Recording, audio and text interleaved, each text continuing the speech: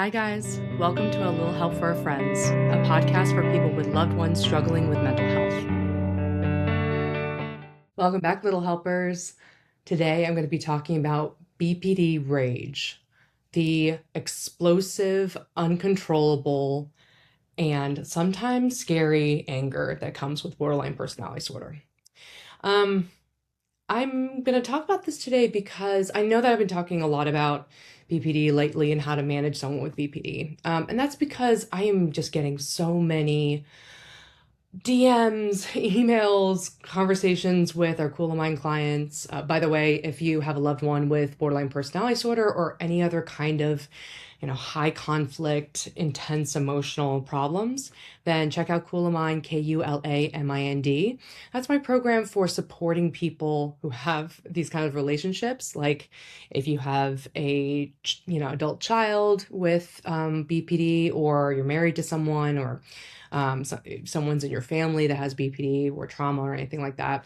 I teach all the skills for how to actually manage someone like this in your life without losing yourself. So check it out in the show notes, KULAMIND.com. So in Cool of Mind, in this program, talking to a lot of people with these kind of relationships with people with BPD, mostly parents and partners of people with BPD. And the questions are very similar. It's like, what do I do when my husband or my child just rages at me?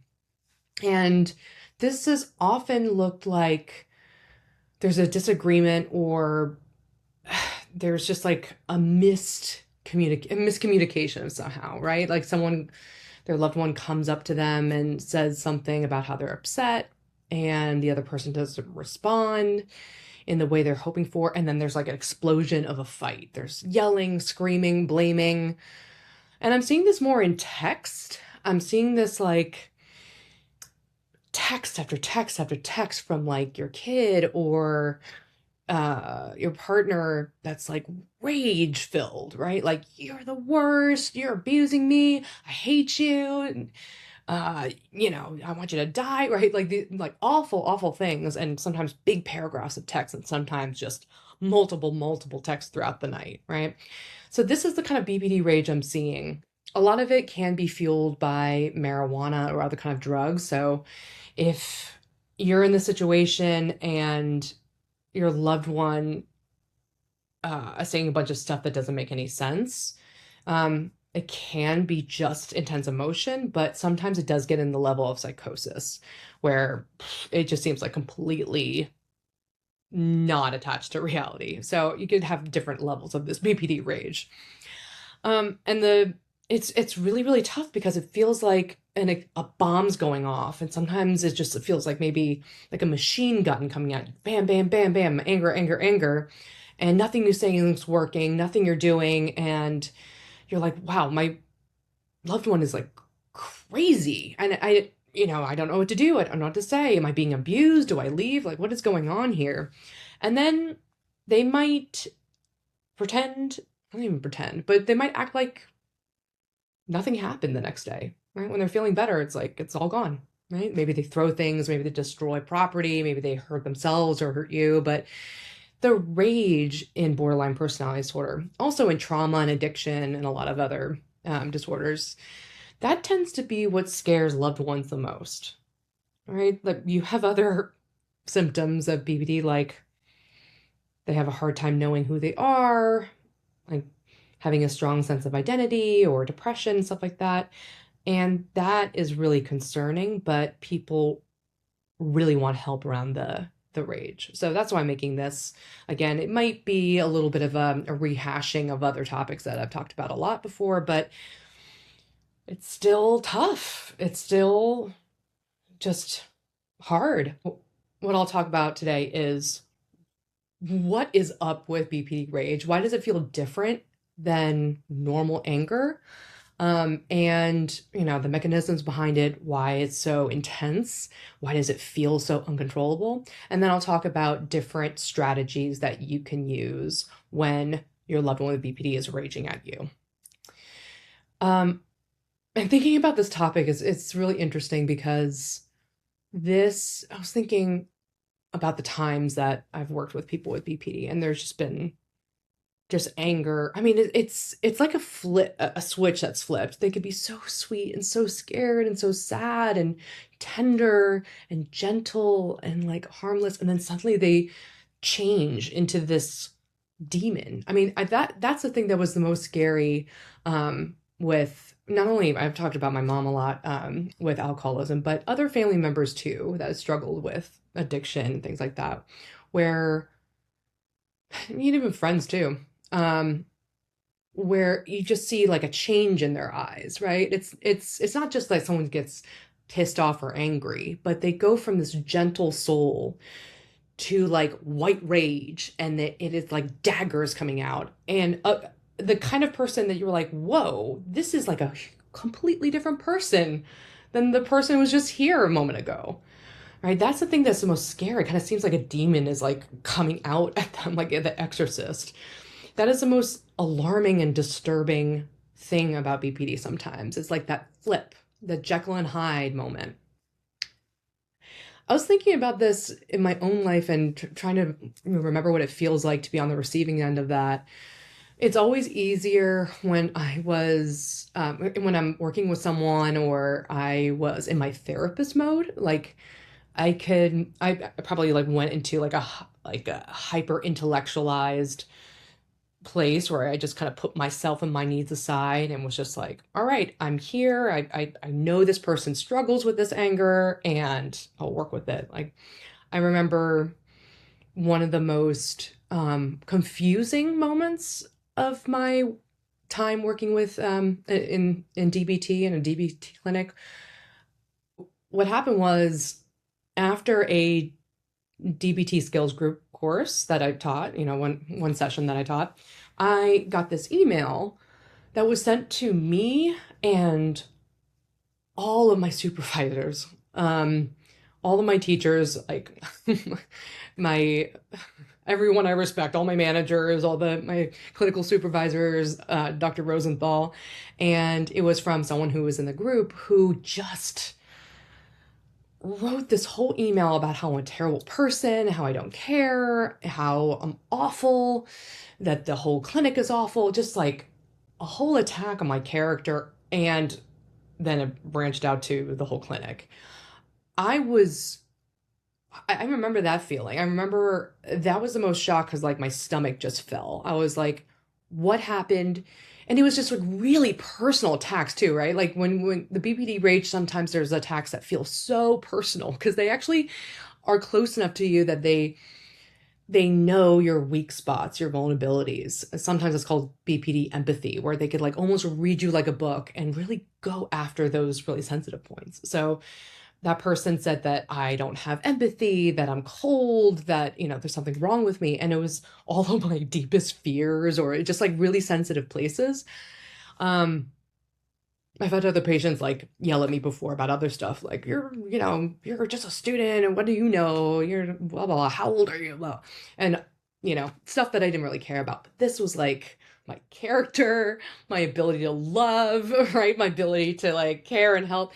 And I was floored. I was crying. I called up all my supervisors. I was like begging for their forgiveness because I was scared about what it would do to my reputation and my standing in the clinic. And they were all calm and they were like, listen, this happens with borderline personality disorder. There's this like rage. Let's really try to figure it out. And I found out, I talked to this person and I found out it was because I had gotten up from my chair and my chair had knocked against theirs. And I guess they were also like, it's sensitive that day, having a bad day, and they felt really slighted by me. And they went into a rage, and they were really, really kind and sweet, and they did an excellent job like recognizing their role in it and apologizing for the things that they said, and I did the same. I was like, oh my God, I had no idea. I am so sorry I hurt you like that. Like it was just actually a really beautiful moment when we resolved. But I remember being like, oh my God, like this thing that I literally didn't even notice, right? I didn't even notice that I knocked it. I'm clumsy, messy ADHD kind of person anyway. So like I knock into things, and I just never thought that that would um, lead to such like vitriol against me. So that was like a real big lesson in it. And when it comes to, my mom, that's always been really hard when I could see her flip, like especially when I was a kid and she was actively drinking, she would just like turn and it would just like she would just fly into a rage. Her nostrils will flare, and I would do the same. I would that was the difference between me as a therapist, me as a kid, is that I would rage back. So we would get into these explosive fights, and it just seemed like there was nothing I could do to stop it. I mean, granted, back then I didn't have the skills to try to stop it, but um, it just seemed like a runaway train. And then the next day, or when things got better, there was a lot of attempts on both ends to kind of pretend nothing happened and go back to normal. And so it really was this kind of like all or nothing living when it comes to this kind of rage. So this is the kind of rage that I'm talking about. Not just any anger. I know that other anger and different kinds of disorders can feel different. Like with anxiety, it could feel more like irritation or like snapping or just like, get away from me. But this is like, I'm gonna get you. And the reason why BPD rage, I'll say BPD rage from now on, but I also mean just like when people with the disorder get angry.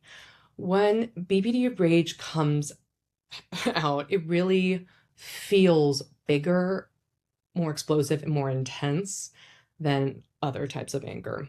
And there are reasons for that. It's not just that the person's like a bad person or anything like that, but it's just, like biologically, anger in borderline personality disorder is different than other types of anger or other expressions and experiences of it. So think of it like this. It's like a cascade of emotions. So with borderline personality disorder, you have people with BPD tend to be really easily triggered by social issues like feeling betrayed, feeling rejected, disappointed. So they're reading people a lot more negatively than other people. And then they react to it more quickly and more intensely. So they're more easily triggered. So the onset of the anger is more easy, they're quick to anger. And then when the anger comes, they have a harder time regulating it. They have a harder time calming down. And then after that event, they remember the negative parts more vividly than other people. And sometimes they even get a little bit more stuck in their narrative of what happened. So it comes on more easily and stronger. When it comes, is like it can't stop, and then it really sticks around. So this is why BPD rage feels so. So to break all that down a little bit more, the triggers, how BPD rage is triggered. People with BPD, it's really interesting. A lot of my graduate work was on this. I was so fascinated by that because I was so fascinated by like, how can two people in a relationship see the events so differently, right? Like for me, just getting up and teaching at the board, the other person in that room, in that DPT class, saw me as being like cold, harmful, unemotional. Like I really hurt her, but I didn't see that at all. So it was just fascinating to think about like, how do we understand social interactions, right? That person couldn't read my mind in that moment, but they were making assumptions, right? So there's a lot of the research shows that people with BPD read negative emotions in faces a lot quicker, a lot easier. And don't, even if they don't pick up on the negative expressions that quickly, what is really common in BPD is called hypermentalizing. So that means if they're watching or trying to interpret a social interaction, they'll put a lot more thoughts on it. They'll really go in depth and put a lot of assumptions and make just really think about it a lot in a really negative way. So they'll make a lot of stories, a lot of negative stories out of what happens in social situations or relationships. So they're like, their minds are going nuts, right? And in particular, what really triggers rage is um, feeling disappointed in someone else, feeling betrayed or let down. So I know that abandonment, like fear of abandonment, is a big deal in BPD. They're really afraid of someone leaving them or they're afraid of someone rejecting them. There's a lot of shame. And it's really like this trigger of shame that's really intense in borderline personality disorder. But it's interesting, the particular situation where they feel disappointed in someone really triggers a lot of anger in BPD. And the research shows that people with BPD will read neutral interactions as, or just like, day-to-day interactions as more like betrayal, humiliation, or rejection than other people do. So they really are reading this like shaming and humiliation into what people are doing. One of my old supervisors, Claire Casiello Robbins, she did so much cool research on anger and treating anger. And in 2019, she wrote a paper about this really cool study showing that people who feel shame and have a hard time sitting with that emotion, like tolerating it or dealing with it, have increased anger and increased likelihood that that anger is going to lead to self-destructive behaviors like drinking or drugs or, quote, things that they regret later. So it's interesting how one core problem could be like this feeling of shame. And if you struggle with that feeling, like you want to avoid it, you want to get rid of it, you want to deny it, like it's just too overwhelming, then anger might be triggered, which leads to the self-destructive behavior. So shame, like this, that social emotion of feeling rejected, that is a sensitive topic, and that leads to this really easily triggered anger and BPD. The interesting thing too in the research is that neuroscience studies have shown that we know that the amygdala, the alarm system in the brain, is stronger and more highly activated in borderline personality disorder. I think in general, I think all emotions are a little stronger, but BPD rage is especially like the alarm bells going off. And the prefrontal cortex, the areas of the brain, like in the front here, that's involved in regulation, planning, thinking through, right? All those are less activated, less strong. So the connection of the planning, executive functioning area is weaker, right? It's the thinking areas of the brain have a harder time talking to that alarm system and saying, hey, calm down. All right. Like, let's chill out. In particular, there's the area of the brain, the left insula. There's actually lower cortical thickness in the left insula in borderline personality disorder, and it has a weaker functional connectivity, it has a weaker, I guess, connection to the amygdala. And that poor connection is connected to anger rumination and impulsivity, which is really interesting. So the weaker that relationship is between the left insula and the amygdala and BPD, the more they're likely to anger ruminate and do things impulsively.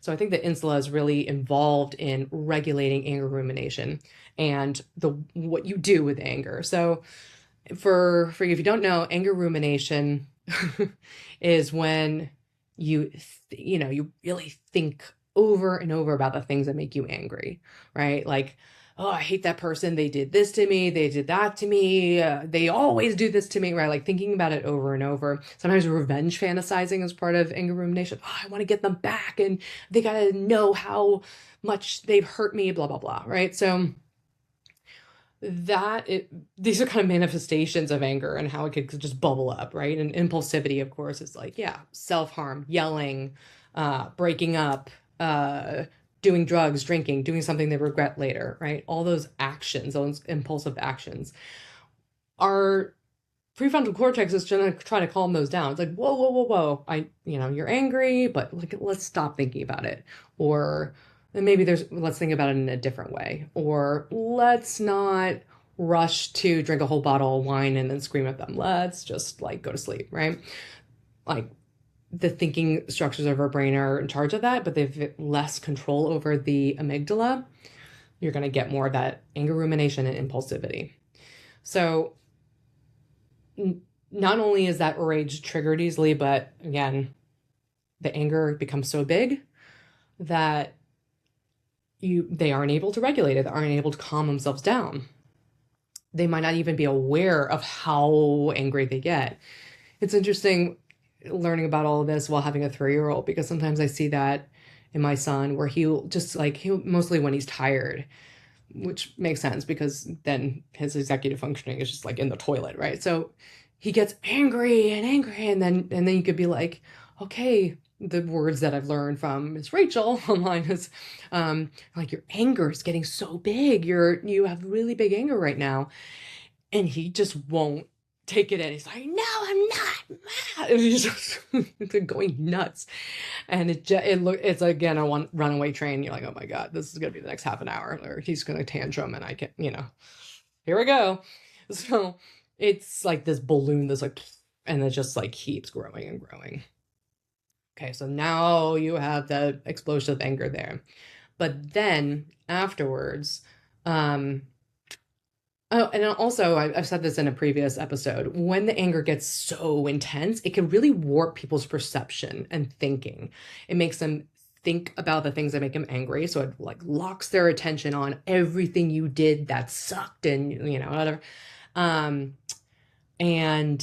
the anger will just build on itself. And then after that anger, like when it's in the past, hopefully, they'll remember that incident, that whole emotion, way more negatively than other people would. So they have memory biases where they'll block out positive emotions or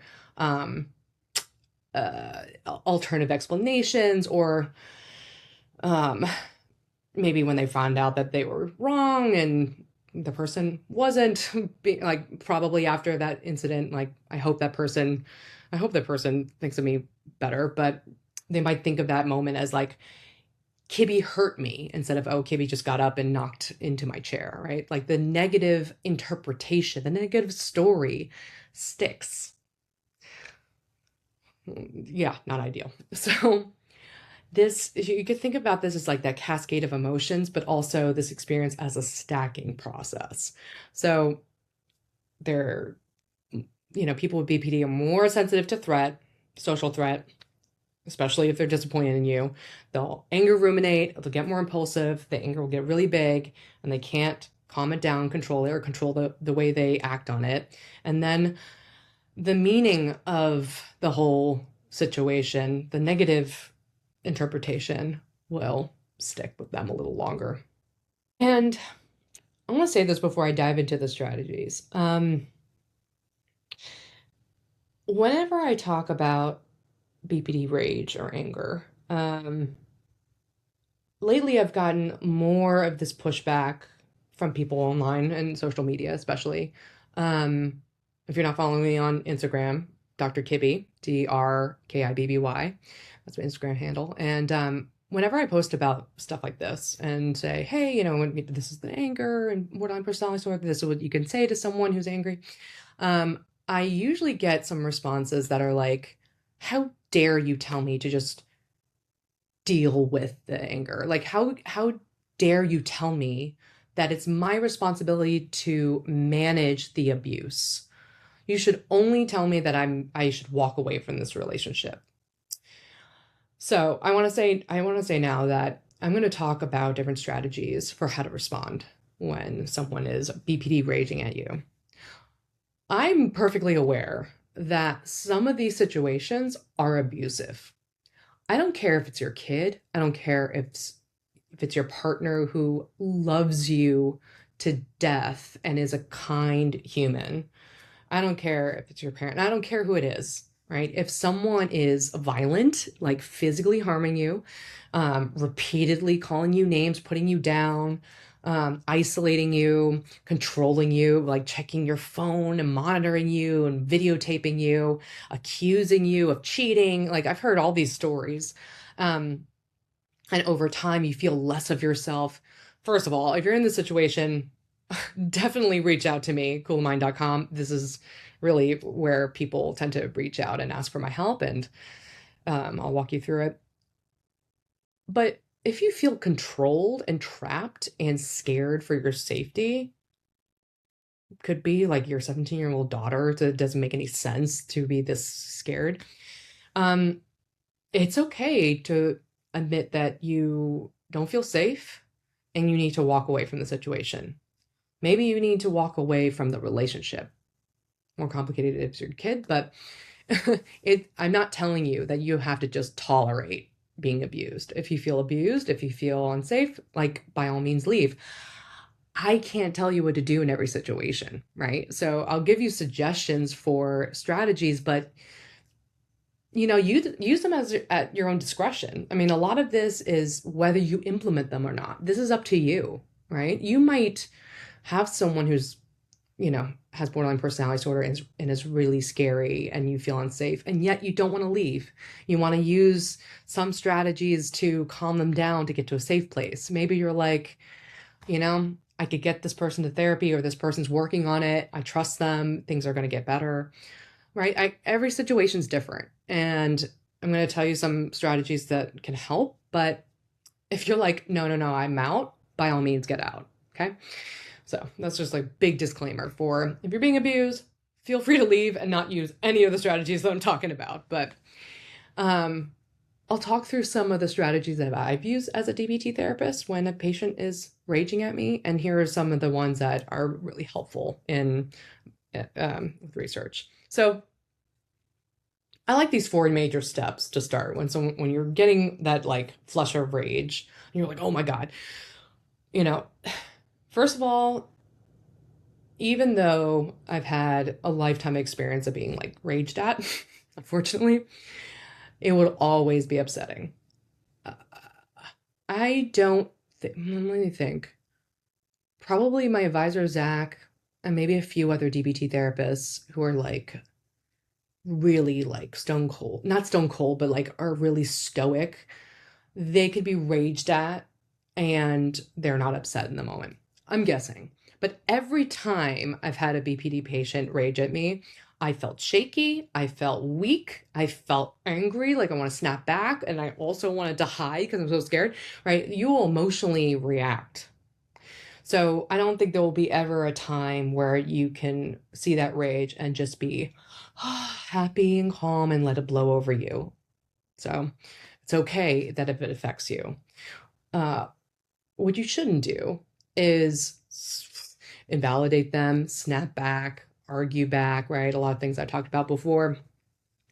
Threaten them, right? Well, I'm gonna get, if you do this, you'll never hear from me again, right? Don't say stoop to their level, but you certainly are not gonna win anything by matching their rage exactly. If anything, I know that it can be tempting to. I've certainly been there before. And I think there's sometimes a little bit of glorifying this feeling of we could be our worst selves at each other and still love each other, right? There's sometimes this addiction to the ups and downs of the relationship, right? We're so intense and we have such a close relationship that we fight and scream at each other. And then when we calm down, we like get back together or we're totally fine and everything's happy, right? There's sometimes often it's very stressful, right? You like don't like it, but sometimes there's like a fetishizing of it, like, oh wow, we've been our ugliest selves with each other. I would say no. I would say there are many beautiful relationships that don't bring you to your worst self. So don't do that. It's just, it basically is like an addiction cycle, honestly. the dopamine of getting back together, and then the pain of the withdrawal, and like it's just like this heightened, it's addiction to like heightened intensity.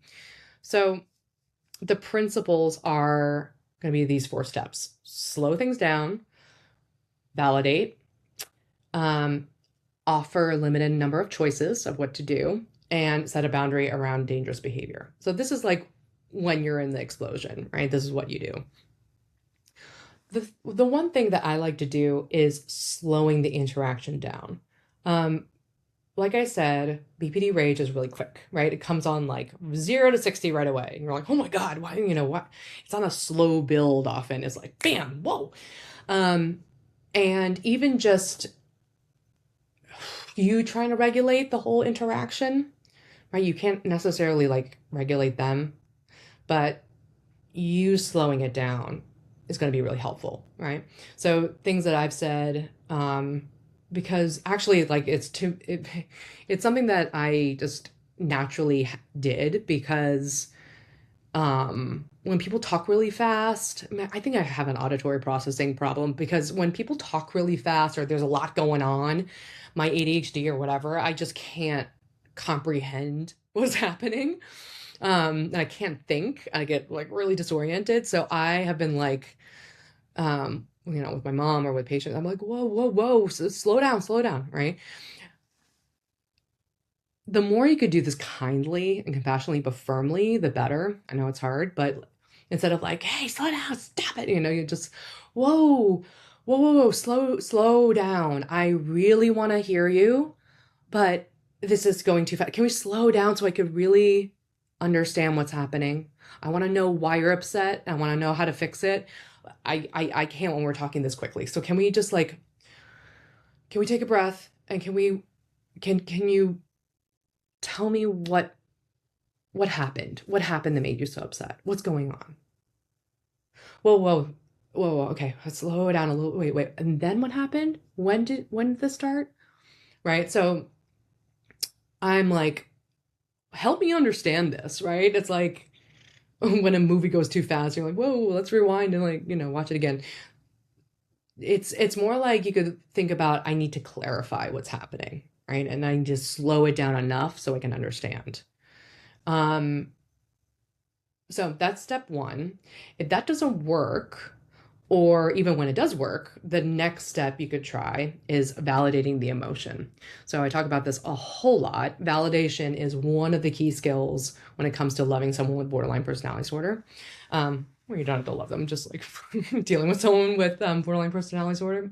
Validation, again, is communicating understanding for someone else's emotional experience. So it could be as simple as a sentence that's like, I get that my text was really infuriating, right? Like, so you could just say, I get this feeling that you're having. Or it could be just in general, a principle of showing that person that you're making a commitment to understanding their feelings, understanding their world and their perspective, trying to put yourself in their shoes, especially if you don't know what's going on, right? If you don't know what they're feeling, you just see the anger, right? So, the phrases that are like my stock phrases are, I get that you're feeling blah, blah, blah. It makes sense that you're feeling this way given what you've gone through, or I hear you, you're feeling really angry. A trick that I've learned from a different DBT therapist that I thought was really, really nice is if the validation isn't working, of course, you could try validating different things. Like you try about like, I get that you're angry. I get that what I did made you feel really disappointed, right? You could communicate that understanding of different parts of their feelings, or just say it in different words. But one way to depersonalize it and kind of take a little bit of the explosiveness out of it is to validate that their emotional reaction is in response to a situation. So what does that mean? Instead of saying, you are angry, right? Which is also communicating understanding, is validating. You are pissed. You are furious, right? That's, you are blank, right? You are emotion. Instead of doing that, you can try doing, it makes sense that my text was so disappointing. I totally get that me being late is upsetting. Oh, I see now.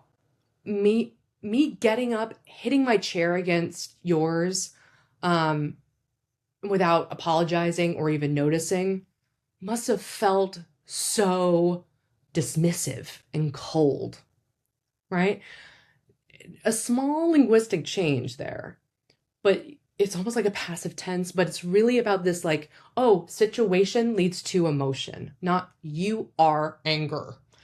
Um, that might seem like a trivial uh, nuance and a trivial change, but people with borderline personality disorder have so much shame about their sense of self and sometimes shame about their anger and their emotions that saying you are angry, they might go right into the defensive shame and be like, no, I'm not, or oh, you're saying I'm a monster, blah, blah, blah. But if you take the you out of it, if you take the person out of it and say this situation equals emotion, then it could depersonalize it a little bit, which might take out the shame. I thought that trick was really cool. So try that out. Okay. So step 2 is a validation. And I've heard lately, like what happens when validation doesn't work. Sometimes I see that people validate too late, like they spend a lot of time defending and arguing at first. No, I'm not. I was being kind to you. I didn't mean to hurt you. What are you, crazy? Blah, blah, blah. Like sometimes I see people go to that first, which is really natural. You want to defend yourself. But then when they validate later, that person is so escalated, they can't even hear it. So go to the validation right away and validate multiple times. My supervisor used to tell me the validation, like the trick, the 3 times validation, like validate, validate, validate. Yes, I totally understand. That text was so infuriating. Oh, of course, anyone who gets that text would be furious. Oh, I'm so sorry. This must be so painful, right? So, just try different. And if you really don't know what's going on, you can ask, right? Like, what's going on? Like, what are you feeling? Although we're talking about BPD Rage, so anger is the obvious one. If you could validate the anger, but then also validate the softer emotion underneath the anger, like shame, hurt, fear, in a real genuine way, that's even better, right?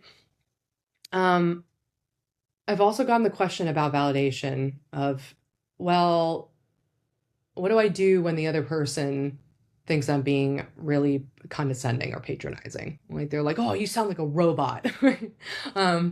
Which is true. And it just, when you try any skill or try like any nice response to like a really emotional situation, it's going to sound like awkward and weird, especially if you don't usually talk like that.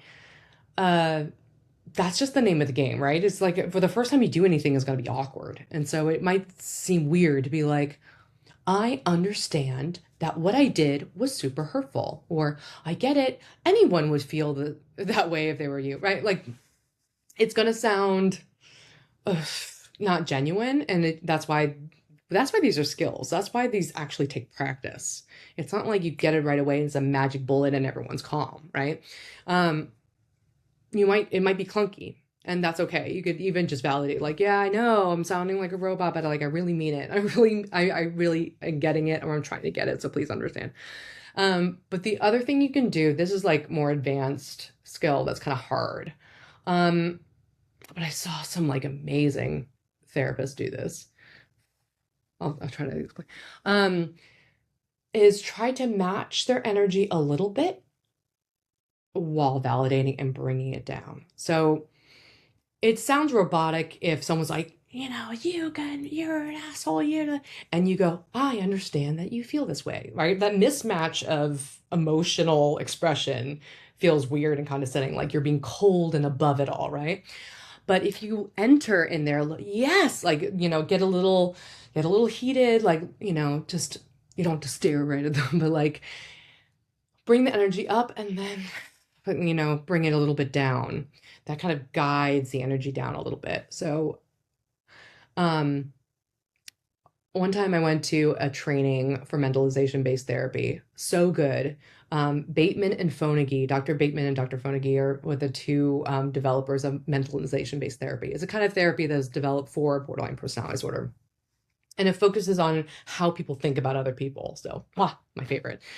And someone in the audience, a therapist, asked, like, what happens when someone rages at you? And he was like, and I think this is Bateman, who's more the clinician, I think.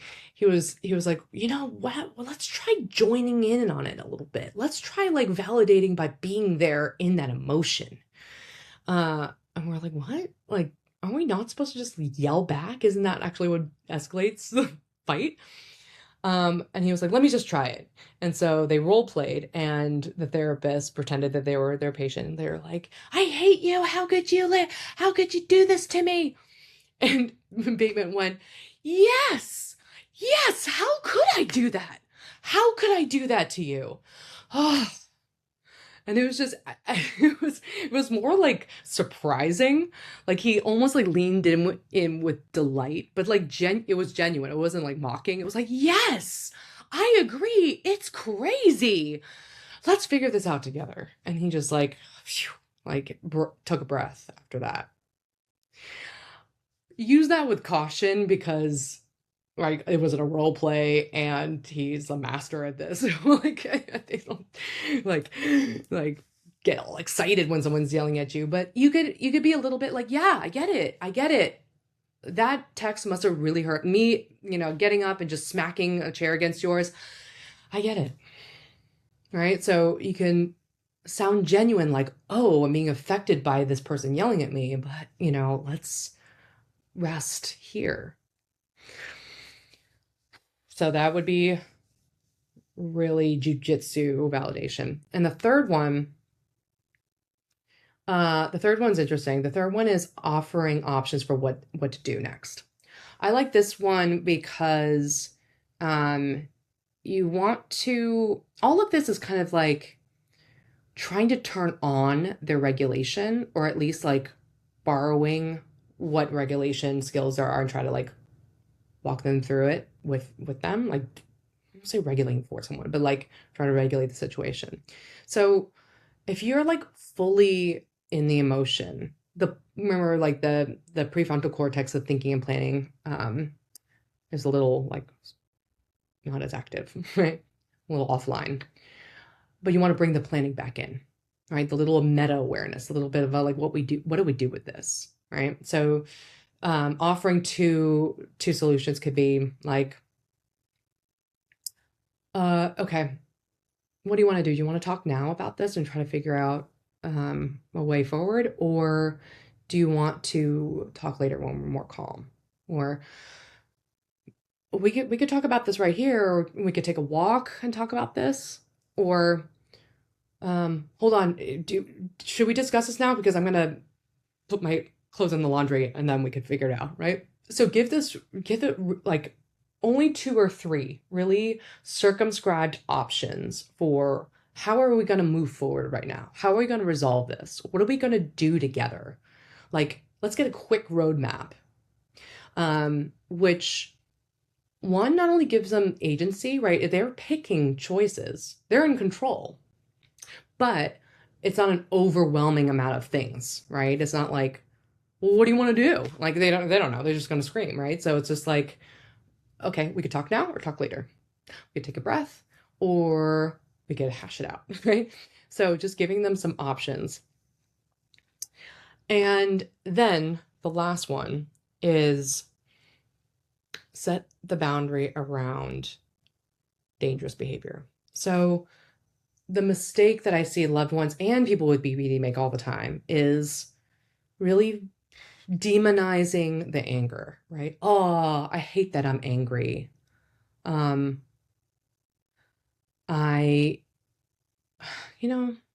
It's funny. As I'm talking about this, one thing that comes up is like I've had a long history of being the angry one, and I've always identified as like more angry, the angry one. In some ways it's kind of like I identify as a scapegoat because I was less in touch with like being anxious and being afraid, which I was for a lot. And I was always acting out. I was always expressing my emotions like more angry. I was getting into fights with my mom and fights with a boyfriend at the time and I realized like looking back, I had always thought of myself as the angry one to the point where now, even now, there's some people I know who are like, "Oh, Kibby, you're so angry," or "I can't deal with your anger." Those tend to be the people who have a hard time with anger themselves. They identify as like, "I never get angry," or they're like, "Oh, I can't deal with anger." Even though they are angry. These people that I'm thinking about like have yelled at me or have yelled at other people and stuff like that. But yet I'm considered the angry one. Um, which is funny because if then I ask other people, they're like, "What? You're not angry," So, um, so sometimes I don't know how to. I have a complicated relationship with anger because like I feel like that's more my emotion, the way I deal with like stressful things. Um, but I also feel blamed for it. And this is the point that wanted to make. When people are the angry one, right? Like people with BPD or like people like me who identified as like, oh, you're so angry, that becomes like an identity that is wrapped in shame. So I feel ashamed, and I feel like that's the thing that people would find out about me and hate and leave me for. So when people set boundaries, when you set boundary around your loved ones, BPD rage, don't try not to demonize the anger or the person, right? Set a boundary around the behavior. There's a difference between anger, the feeling of anger, and then the way people respond to it, the way you deal with anger or act on it, right? There's feeling angry, and then you can take that anger and you can defend yourself or assert yourself or yell or anger ruminate or do something that you regret later, self-destructive, right? Drink, whatever. So it's really that other stuff. It's really the way people respond to anger is what the problem is, right? Like if I just said, "Hey, I'm really angry. Can we talk about it? I really want to figure out a way to correct this misunderstanding." It's going to get a very different response than someone throwing things at you, right? Or calling you names and stuff, right? Maybe same emotion, but different ways of reacting to it. So set a boundary around the way they're expressing the anger. I know that's really tricky, but it's all how you explain it. And a mistake I always see people make when they talk about I'm setting boundaries. I've set boundaries with my husband before, and he doesn't listen. I've told him not to yell at me like that anymore. I told him not to insult me. I told him not to slam doors. I've set a boundary and he won't respect it because that's not setting a boundary. That is telling someone what not to do. And when we're talking about borderline personality disorder, again, impulsivity is really high, right? When they're really, really angry, right? The part that regulates impulsivity is a little offline. So not doing something is really hard. And also people don't like to be told what to do, right? So being like, I'm setting a boundary by telling you not to yell at me. Totally fair. Definitely do that. And if they respond, awesome. But if they don't, that's the next stage of that is a really effective boundary is more about what you will do differently, not them. Not like don't a boundary is not don't yell at me. A boundary is if you yell at me, I'm going to end the conversation. If you throw things at me, I'm going to leave the house because I'm really scared of getting hurt. If you do a bunch of drugs and start like throwing things or getting violent or screaming at me, I'm going to take the kids and we're going to go to the neighbors because I really want to protect them. Right? Of course you could say don't throw things at me, right? That's totally fair to say. But remember that what is going to be much more effective is, hey, this behavior, if this happens, I'm going to do this. Not if you get angry again, I'm going to leave, right? Like how is someone going to never be angry again? That's impossible. That's a natural feeling. But this is what I'm going to do to stay safe, to make sure that that nothing worse is going to happen. Don't turn this into a threat. Don't turn to this an ultimatum. If you do this again, I'll never speak to you again. First of all, that is threatening, right? You're just like trying to scare them into doing something, changing their behavior. And a lot of time threats you don't follow through on, right? So like if you throw things one more time, I'm gonna never speak to you again. Well, the one time they throw something and you don't follow through, it's not gonna work. It's gonna seem like you just are making empty threats, which is not the point. What you're trying to do is, this dangerous behavior is harmful, and I'm thinking about it, the more you can make it about behavior and interaction, like we do this, if we start screaming at each other, if we start to get violent, I'm going to walk away, right? That takes it even more out of the personal, like you are bad, but I don't know, in a lot of situations it's them doing something. So the more you could be like, when this behavior happens, I'm going to do XYZ to stay safe and to make sure nothing worse happens. Okay, so those 4 steps are a great starting point for how to respond. 1, slow the interaction. 2, validate the emotions. 3, offer 2 choices or 3 choices for how to move on. And 4, setting a boundary around dangerous behavior.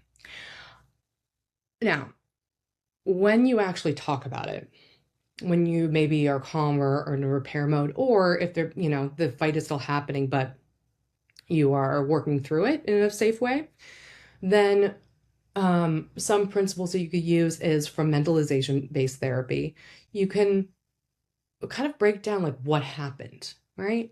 And you could ask mentalizing questions, asking them to tell you how they interpreted the situation, what they thought that you were thinking or feeling, and you can talk through that. So you could ask like, oh,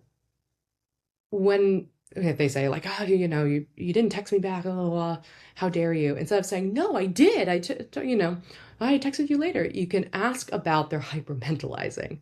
You could be like, okay, when I didn't text you back, what did that mean to you? What were you thinking? What were you thinking that I was thinking? What'd you think that I was thinking?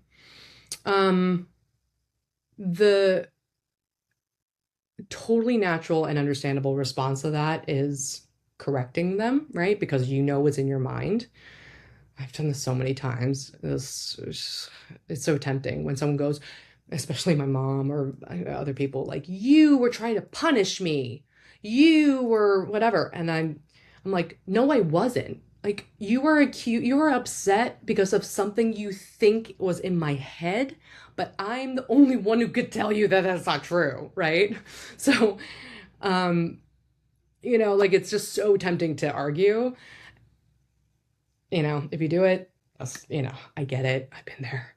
If you can validate at that point, you would be a master. You would be like the best DBT therapist ever. So if they go,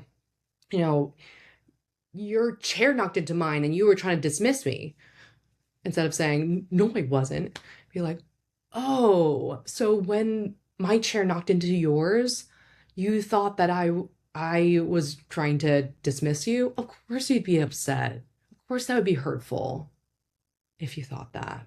Ugh, I'm so sorry that made you feel that way. You don't have to say, okay, yeah, I'm the worst. But you could say, oh, from your perspective, this happened, which made you feel this. That makes sense if you thought that, right? You don't have to agree with them, be like, yes, I was punishing you. But you could be like, oh, okay, I'm so sorry that made you feel dismissed. You can, once the validation is really like settling in, you could say like, I'm sorry I made you feel that way. that was not my intention. I'll try better next time. Like, what can I do next time to make sure that doesn't happen, right? Like, you can clarify, you could say things kindly, right? Um, but only after you validate the feelings. Because if you go, no, I didn't, you're wrong, you're so crazy, then they're just left with that feeling of hurt and anger and shame or whatever. And someone just told them, like, well, you have no reason to feel that way, but it's still in their body. So, like, they're like, okay, what do I do with that? It's like if you're hungry and someone says, no, you're not hungry. It's like, well, then what do I do with this feeling in my tummy, right? So you could validate, like, I get that you're feeling this way based on what you think happened. What can we do to figure this out? Um, and, like, if you can't own your contribution, everyone worries that if you take accountability and admit to mistakes or apologize for something, then you are vulnerable to even more attacks, right? To be like, oh yeah, I did send that text when I was in a bad mood. Then you would, a lot of people are afraid that that just like gives them the ammo. Actually, it's really interesting. My friend Marcus told me this study, and I have to find it, but there's one hospital that actually did an experiment where they admitted um, their mistakes in the medical procedures. And you would expect that, you know, lawsuits and liability would go up, but actually went down when doctors were like, hey, I made this mistake. I'm sorry. Let me fix it. And actually, lawsuits went down because that's what people are looking for. Like, if you made a mistake, if you did something to hurt them, even if you didn't mean to, and you say, oh, well, yeah, I did that. I'm sorry. That's not what I meant. I'll do better next time. That's what they're looking for, right? So the more that you do that, the more their defenses will go down and the less that they will have to fight to get that accountability. So if you go on full defensive, that's just going to make them defensive and fight harder. So if you could own the thing that you really did do to mess up, right? Yeah, I said that. I didn't mean to hurt you or punish you, but like I did say that and I was in a bad mood. I'm really sorry. You're right. It was condescending to me, right? You don't have to. Some people with their who have loved ones with BPD, they're like, it feels like they just want me to admit um, something that I didn't do. Like they want me to admit that I abused them or admit that I said this, even though I don't remember, and they're not gonna let up until I say I did that. Don't do that. You don't have to lie. You don't have to like apologize for something you didn't do. I know it's tricky when different people have different memories of the situation, right? Different people can have different realities. So if they're like, you said this and you call me a jerk and you were punishing me and you're abusing me, and you could be like, I don't remember any of that. I didn't do that. But they're not going to stop until I admit it. So I'm just going to say, I'm sorry. No, you could say, I don't remember it that way. And I didn't mean to punish you. I can understand why my actions make you feel that way. And I'm really sorry for that. And I'm here to really figure out how we can never make that mistake again. So own your stuff, take accountability, but not for things that you don't remember or didn't do. And you might have to be really honest with yourself about that. So that's it in a nutshell. I know this is a really complex topic. I know it's a really sensitive topic. Probably at some point we'll talk about abuse. If this is something if you feel like you want to learn more about abuse, and like what is it and how do you respond to it, I will just write in the comments any questions you have or requests, and I will address it. But if it's non-abusive and you're not feeling like controlled or you're not feeling afraid for your life, these strategies that I mentioned will be pretty helpful. And I think they're also helpful with people without BPD, right? Like if you're a customer service representative or you're working with people or, like high intensity situations, when someone's really angry, these are really great strategies.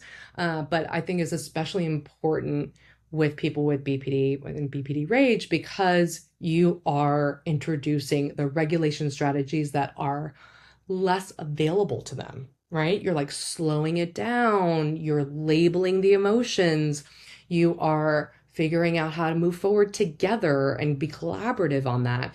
You are setting boundaries around the behavior. You're like reining in the impulsivity, and you're thinking through, okay, where was the miscommunication? What were you thinking? What was I thinking? Like, let's figure that out. And then, oh, let's repair, let's apologize, right? These are all things that ideally both parties do, and you do inside yourself.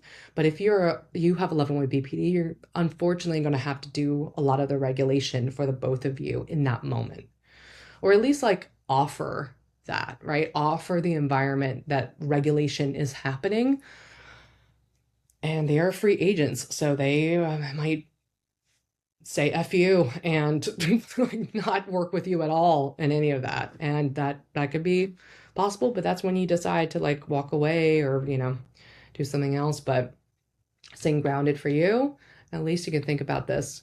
You want to be the bigger person, right? You don't want to do what I did, which is to match them exactly and then feel regret that you were exactly the kind of person that hurt you so much. So I hope this was helpful. I love hearing your comments and questions. Write the comments in or questions in Spotify or YouTube. I am learning the tech slowly, so if I don't respond right away, it's mostly because I'm a dum-dum, not that I'm ignoring you. But I love hearing from you, and I want to know what is helpful, what do you want to hear, and everything like that. I have a couple of really great guests coming up, a lot of therapists who specialize in relationships and family and stuff like that to get other perspectives in case you're sick of hearing from me. But if you enjoy this, leave a 5-star rating on Apple Podcasts or Spotify, and I'll see you next week. Thank you. By accessing this podcast, you acknowledge that the host of this podcast makes no warranty, guarantee, or representation as to the accuracy or sufficiency of information featured in this podcast. The information, opinions, and recommendations presented in this podcast are for general information purposes only, and any reliance on the information provided in this podcast is done at your own risk. This podcast and any and all content or services available on or through this podcast are provided for general, non-commercial, informational purposes only, and do not constitute the practice of any medical or any professional judgment, advice, diagnosis, or treatment, and should not be considered or used as a substitute for the independent professional judgment, advice, diagnosis, or treatment of a duly licensed and qualified healthcare provider. In case of a medical emergency, you should immediately call 911. The host does not endorse, approve, recommend, or certify any information, product, process, service, or organization presented or mentioned in this podcast. And information from this podcast should not be referenced in any way to imply such approval or endorsement. Thank you.